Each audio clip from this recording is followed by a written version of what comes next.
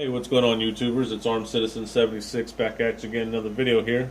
Today we're going to take a look at one of my new purchases here, talk a little bit about it, tell you the reason why I chose it, tell you what you might expect to pay, and just give you an overall first look at it, maybe some comparisons to the Gen 3 model, as this is a Gen 4 model.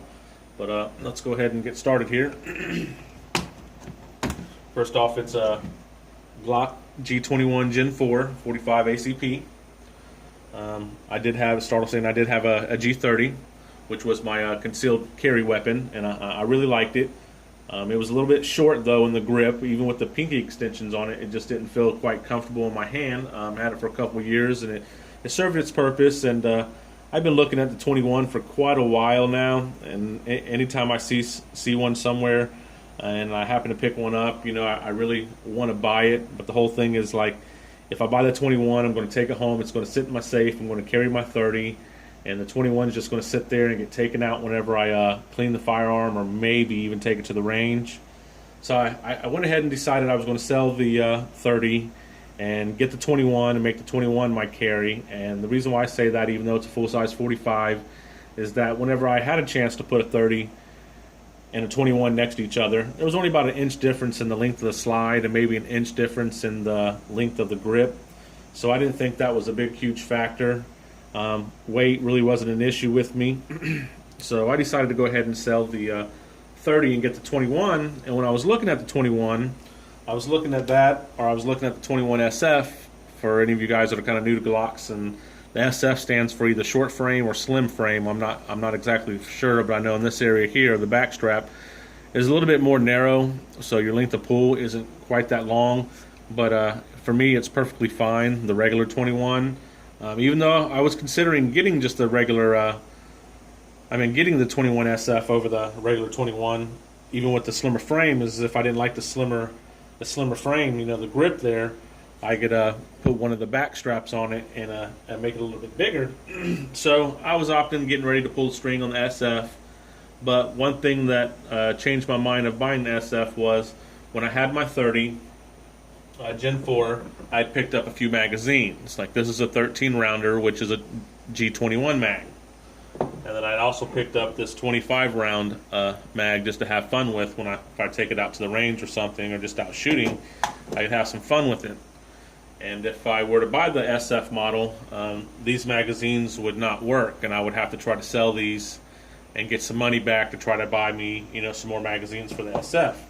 And also, when I had the 30, I had bought a custom Kydex holster to accept a TLR3 Streamlight flashlight.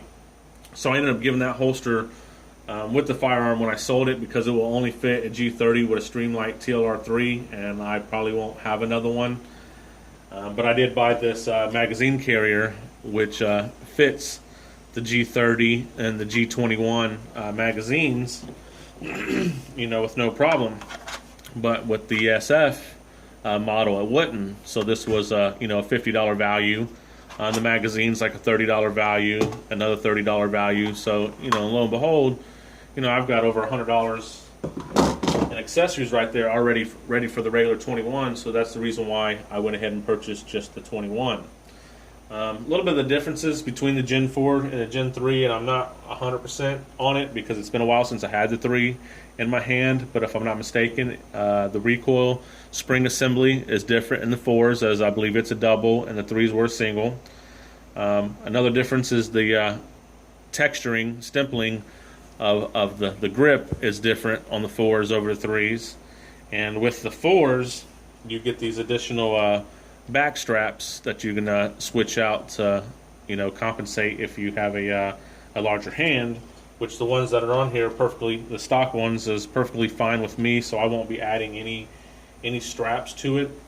So those will just kind of sit in the box there. And if I'm not mistaken too, the magazine release catch here was a little bit different on 3, but I could be mistaken, because at least I know on this one you can flip it around to put it on the other side if you are a lefty. And that's kind of the differences on those.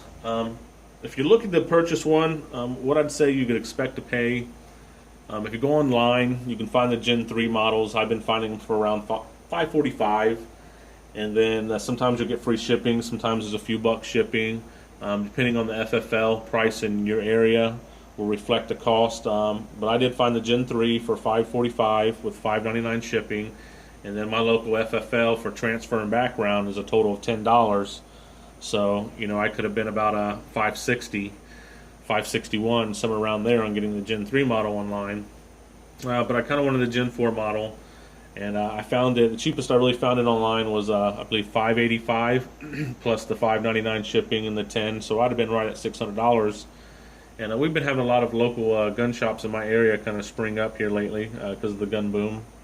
But the prices are just a little overpriced for my taste, for the fact that I can normally order offline and pay FFL and shipping and still come out cheaper.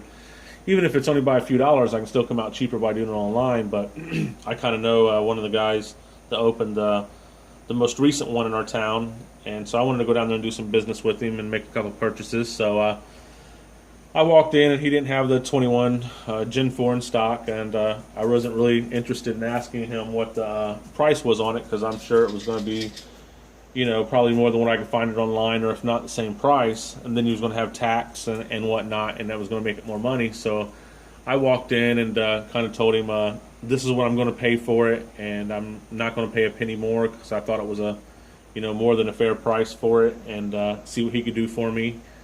He went over to the computer, got on it, and come back, and just because I was making another purchase, I'm making this purchase with another purchase, he gave me a pretty good deal on the other firearm. But with this one, he gave it to me for $600 out the door. That's call-in, tax, everything. So I think it was like on the receipt he put down there, it was $560 plus tax is what basically I bought this for. So that's pretty much what you're going to expect to pay, plus depending on what taxes in your area. So at $600, I thought it was a pretty good buy, guys. And one thing I say that did disappoint me when I got it home is every time you buy a firearm, it does come with a excuse me, excuse me, I've had a cough lately. It always comes with a spent casing, an empty round that they test fire at the factory, just for functionality purposes. And when I got home and actually got into the paperwork and started taking it out so I could put the gun in my safe and put the box away, I noticed that the envelope was missing with the casing. I called him. He says he didn't see it anywhere up there. I did show it to a couple people after I left the shop that I know, a couple friends, kind of opened it up, let them look at it, and really didn't see it in there and wasn't really looking for it. So I don't know if maybe I've lost it or it just didn't come with it, but my feeling is it didn't come with it for whatever reason, or got lost before it got shipped to his gun shop. But so that's a little disappointing to me, so it's not 100% complete by missing that. And it always leaves that thought in the back of my head, that was this gun actually test fired at the factory? And did they actually oversee this one and forget to test fire it and let it go without a round? I highly doubt it, but who knows? Like I said, that was the only disappointing factor about the whole thing. But like I said, I really like Glocks. If you like 45s and you like full-size Glock, 45s, I think the Glock 21 is a good purchase. It's got a good reputation over the many years that it's been out now. I think it's a good, reliable firearm.